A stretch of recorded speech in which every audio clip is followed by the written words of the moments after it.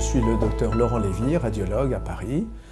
J'exerce dans ce cabinet qui s'appelle l'Institut de radiologie de Paris, qui est un centre qui regroupe une quinzaine de médecins et avec une activité scénologique très importante.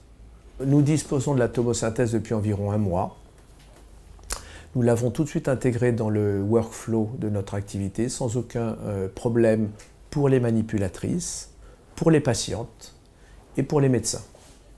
Bien sûr, nous faisons notre lecture sur les consoles et en particulier la lecture des coupes de tomosynthèse, que ce soit les coupes épaisses, les slabs, les reconstructions en coupes épaisses qui permettent une analyse très rapide, très agréable pour voir d'emblée s'il y a une anomalie ou pas, et puis ensuite l'étude en coupe très fine pour préciser les aspects des anomalies qui ont été repérées.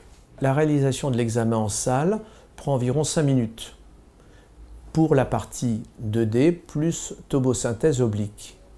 A l'inverse, le temps global de l'examen est raccourci pour les patientes qui avaient auparavant besoin d'incidences spéciales ou complémentaires. Nous avons supprimé les reprises, nous avons supprimé les clichés localisés sur les masses, les clichés localisés agrandis sur les masses.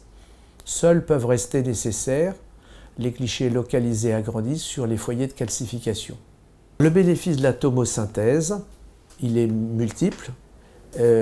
L'objectif, c'est d'augmenter à la fois la sensibilité et la spécificité, ce qui est souvent difficile à faire, car quand vous augmentez la sensibilité dans un examen, en principe, vous en diminuez la spécificité.